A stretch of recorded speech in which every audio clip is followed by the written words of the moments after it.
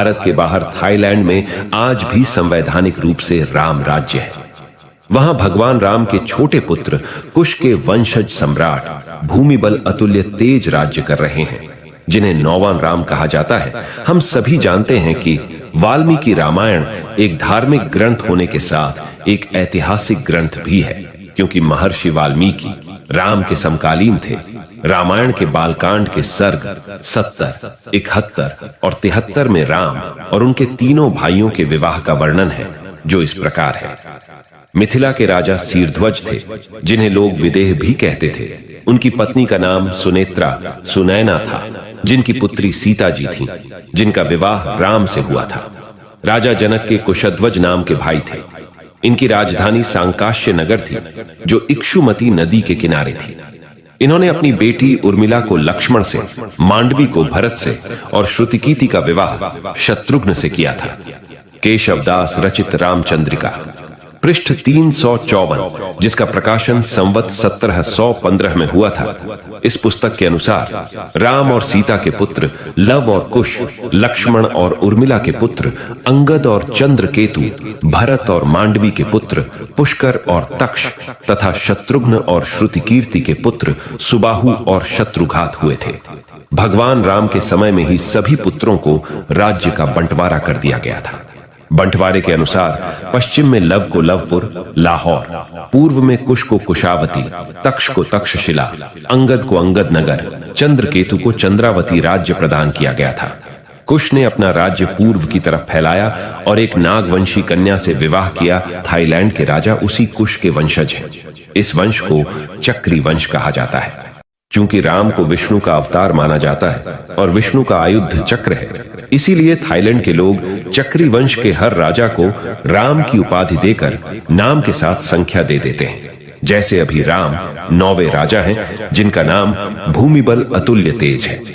लोग थाईलैंड की राजधानी को अंग्रेजी में बैंकॉक कहते हैं, क्योंकि इसका सरकारी नाम इतना बड़ा है कि इसे विश्व का सबसे बड़ा नाम माना जाता है। इसका नाम संस्कृत शब्दों से मिलकर बना है।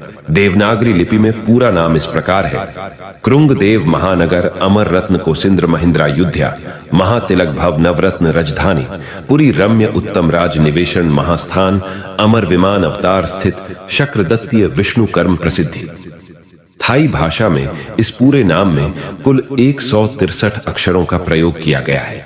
इस नाम की एक और विशेषता है, इसे बोला नहीं बल्कि गाया जाता है।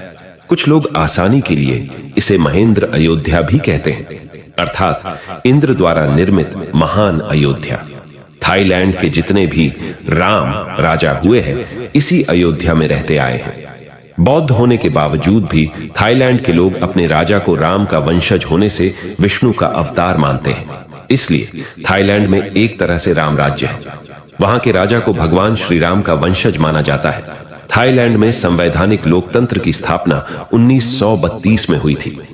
भगवान राम के वंशजों की यह स्थिति है कि उन्हें निजी अथवा सार्वजनिक तौर पर कभी भी विवाद या आलोचना के घेरे में नहीं लाया जा सकता है। वे पूजनीय हैं। थाई शाही परिवार के सदस्यों के सम्मुख थाई जनता उनके सम्मानार्थ सीधे खड़ी नहीं हो सकती है, बल्कि उन्हें झुककर खड़े होना पड़ता है। राजा के 3 पुत्रियों में से एक हिंदू धर्म की मर्मज्ञ मानी जाती है। यद्यपि थाईलैंड में थेरावाद बौद्ध के लोग बहुसंख्यक हैं, फिर भी वहां का राष्ट्रीय ग्रंथ रामायण है, जिसे थाई भाषा में रामकियन कहते हैं, जिसका अर्थ राम कीर्ति होता है, जो वाल्मीकि रामायण पर आधारित है। इस ग्रंथ की मूल प्रति सन 1767 में नष्ट हो गई थी, जिससे चक्री राजा प्रथम राम ने अपनी स्मरण शक्ति से फिर से लिख लिया था। थाईलैंड में रामायण को राष्ट्रीय ग्रंथ घोषित करना इसलिए संभव हुआ क्योंकि वहां भारत की तरह दोगले हिंदू नहीं हैं, जो नाम के हिंदू हैं। हिंदुओं के दुश्मन यही लोग हैं। थाईलैंड में रामकियन पर आधारित नाटक और कठपुतलियों का प्रदर्शन देखना धार्मिक कार्य माना जाता है। राम कियन के मुख्य पात्रों के नाम इस प्रकार हैं: राम, राम, लक, लक्ष्मण, पाली, बाली, सुग्रीव, सुग्रीव, औनकोट, अंगद, खोमपूर्ण, जाम्बवन, विपेक, विभीषण, तोतसकर्ण, दशकंठ, रावण, सदायु, जटायु, सुपनमच्छा, शूर्पणखा, मारित, मारीच, इंद्रचित, इंद्रजीत, मेघनाद। थाईलैंड में बौद्ध बहुसंख्यक और हिंदू अल्पसंख्यक है, पर वहां कभी संप्रदायवादी दंगे नहीं हुए। थाईलैंड में बौद्ध भी जिन हिंदू देवताओं की पूजा करते हैं उनके नाम इस प्रकार हैं: ईसुवन, ईश्वर, ईश्वर शिव नारायण, नारायण, विष्णु फ्रॉम, ब्रह्म, ब्रह्माइन, इंद्र, आथित्य, आदित्य, सूर्य, पाय, पवन, वायु। गरुण एक बड़े आकार का पक्षी है जो लगभग लुप्त हो गया है। फ्रेंच पक्षी विशेषज्ञ मथुरिन जैक्स ब्रिसन ने इसे सन 1760 में पहली बार देखा था और इसका नाम फाल्को इंडस रख दिया था। इसने इस पक्षी को दक्षिण भारत के पांडिचेरी शहर के पहाड़ों में देखा था। इससे सिद्ध होता है कि गरुण काल्पनिक पक्षी नहीं है।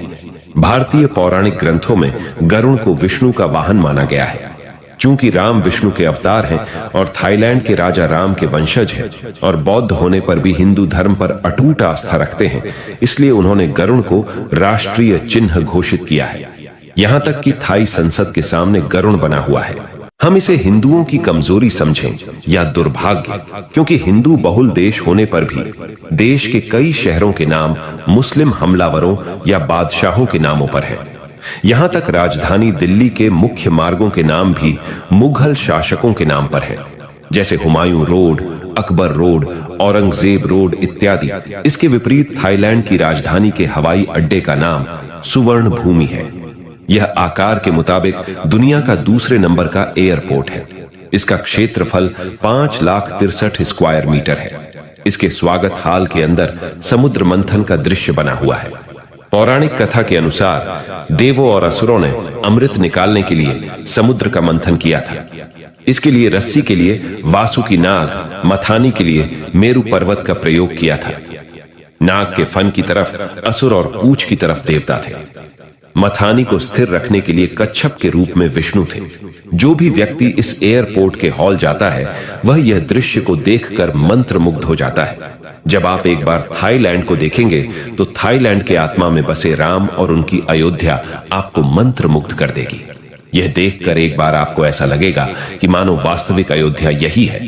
इस वीडियो का उद्देश्य लोगों को यह बताना है कि असली सेकुलरिज्म क्या होता है। यह थाईलैंड से सीखो।